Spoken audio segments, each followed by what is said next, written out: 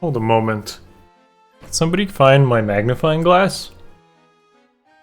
There's a lot of Blue Lance Cavalry in this game. And I can, like, barely make all of them out. Oh well, I guess we'll cover another one then.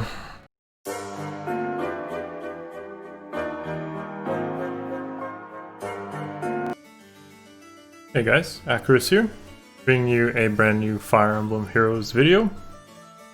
I can't believe I'm actually covering a Blue Lance Cavalry unit, but as many of you know, I am a big Tellius fan, so I'll give my due diligence here for Petrine, who I was actually also kind of hoping would get released in the game, and here she is.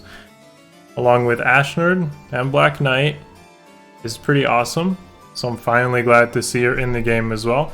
And her timing probably couldn't have been better, to be totally honest with you guys, because she hits a nice, sweet 170 stats, which makes her arena viable. I mean, all these new units technically get like more and more stats. The floor in arena scoring will keep increasing, but it's nice that you don't have to use like dual skills or feel that these new units can tango with the older units in arena, so we would actually start seeing some variety with arena. So that's pretty cool, and I'm pretty excited to say that. With that being said though, this will be your standard unit analysis video, so I'm going to cover her stats, her skills, and where I see her being best used. She is actually pretty unique, and most of that lies within the whole Flame Lance weapon, which will definitely carry into her being useful even probably years to come, to be honest. Unlike many other standard Blue Lance Cavs or Blue Lance Flyers who pretty much just have like Silver Lance. You know who I'm talking about. She will stand out because of this weapon mostly. Alright, so her stats. She's an offensive version, 2020 offensive version of a Blue Lance Cav. Not really much to say here, just a bunch of attack and speed with the rest dumped into defense and res. It's good. It's in a good place, and you'll see why it's even better when you actually take a look at her weapon. So her weapon, as you can see below me, gives her extra speed, great, and here's where it gets interesting.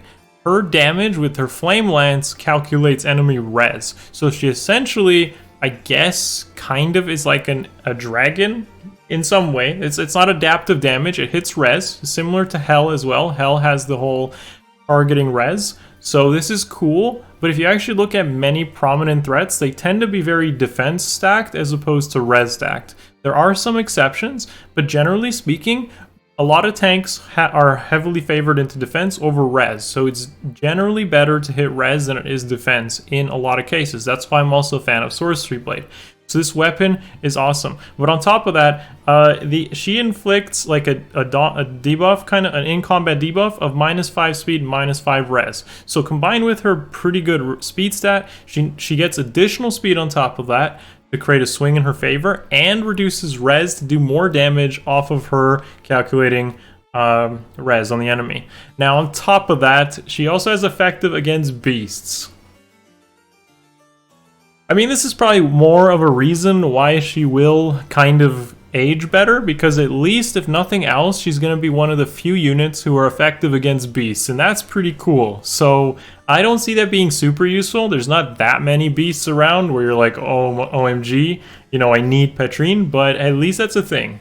So that's cool. I dig what her kit is and such, like it's pretty cool, and her stat spread really complements it well. She comes with good fodder as well. Well, not good, but like, you know, interesting. So she comes with the threat and attack defense 2 and attack speed push 3 finally, which means you can link her, like you can fodder her first into push 4 or threat and attack defense 3. That's good. That's actually really good, because now that usually means picking up a secondary skill on top of that. For example, if you fodder Petrine before foddering Brave Camilla, you now can pick up push 4 and Wrathful Staff off of Camilla. So that's awesome. There's also other ones too, like push 4 and lull speed defense off of Bernadetta. That's also a thing. So good free fodder for those of you who won't use this Blue Lance Cav. To actually say clearly, guys, I'm actually just you know, for once, a Blue Lance Cav has a place, and it's cool. Mostly because of this weapon, though. I probably wouldn't be saying much if it wasn't for the uniqueness of this weapon and her stats complementing that weapon. So, yeah, let's jump into some builds and where I think she'll see best use case. I'm going to cover, like budget and hyper invested builds, just to give you an idea of where you could potentially use her. We'll start with the hyper investments, kind of like no merges, no grails needed, no reruns or anything, but curtains is an interesting option for her. Okay, just like it would be for many other Blue Lance Cavs, the fact that she comes with 20/20 stats means she's going to be one of the better users of this. This is like an Air Force build, so this is like triple mythic. If you have picked up Mila, this would be Air Peony and Mila. Heavy Blade 4 and Attack Refined Curtains with just a small attack buff puts her ahead of others in the attack checks. When you consider likely attack debuffs on the enemy team through like Sabotage Attack, maybe Nurturing Breath or Flower of Joy, this is a really easy, clean, insta-charge Gale Force off a follow-up of Air Force. So that's essentially air attacking, getting danced by Peony, and then Petrine can come in off of the half-health air to come in for a kill and kill potentially something else. 3 move also lends really well to this because that means she can, you know, reach units who otherwise would be pretty far away. Plus having the high speed means that units that might, like teams that are more spread out, she could potentially reach them and actually double and kill those as well. So yeah, this is actually probably one of the better use cases of hers. A lot of units can do this though, and it's not limited to her. It's just how I feel she definitely can find a place. Moving on though, we have a huge tank build. And no, this is not a meme.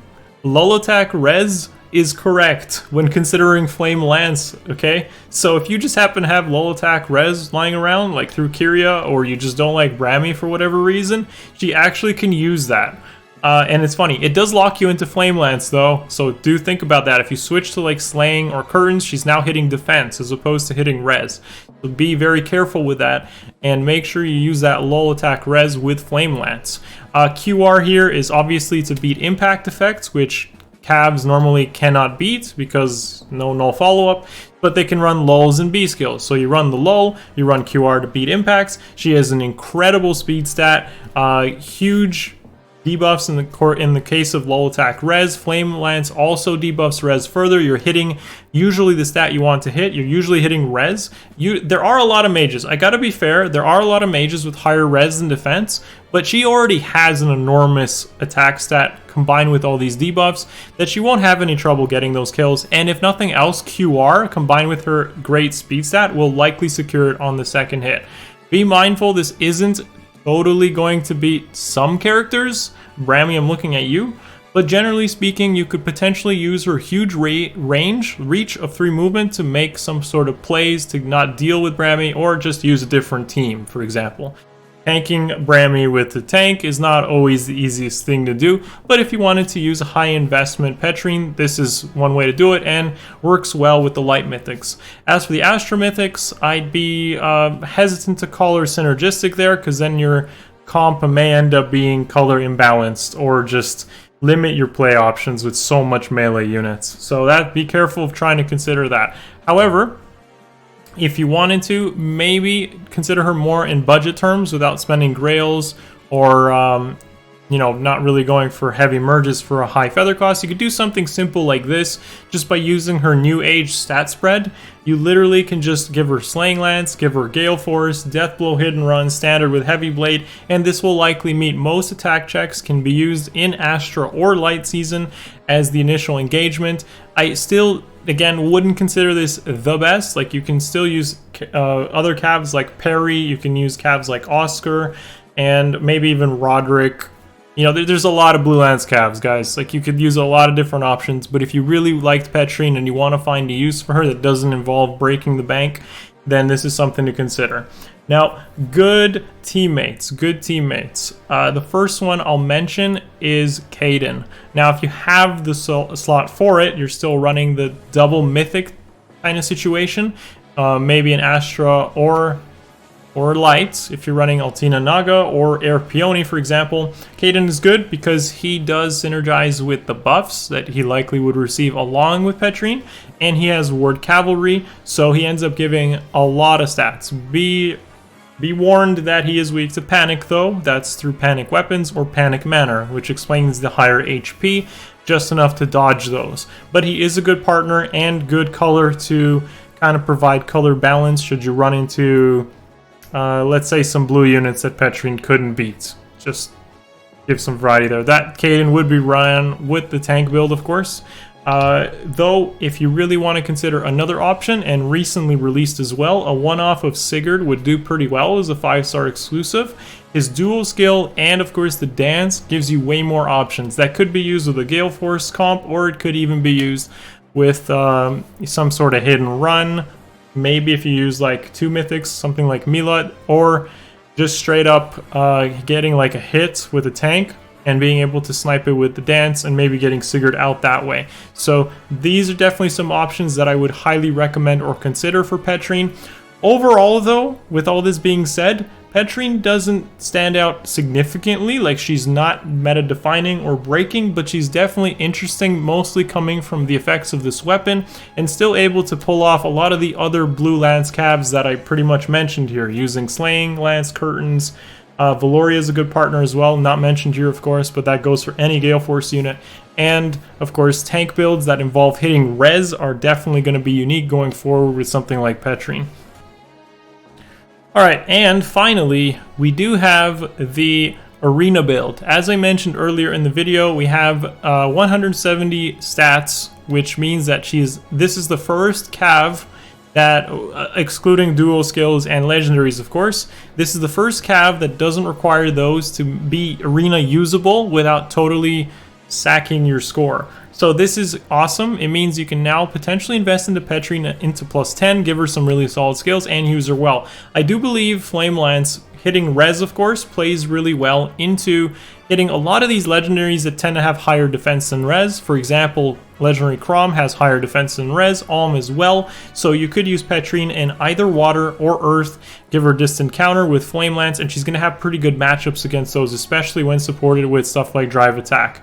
You know, you could even use like an attack speed bond, attack defense bond as well. And because of her reach, because she's a melee cav, you have more AI options. You can create rally loops, and of course you can cause like some Gale Force hidden runs just by the natural 3 movement that she has. Be warned though, trench maps kind of suck.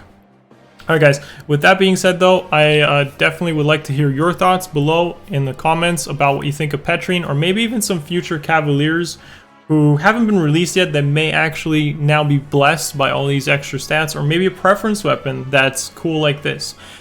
Feel free, of course, I will read those, and if you like the video, thumbs up, subscribe to the channel as always, and I will see you guys in the next one. Much love, peace.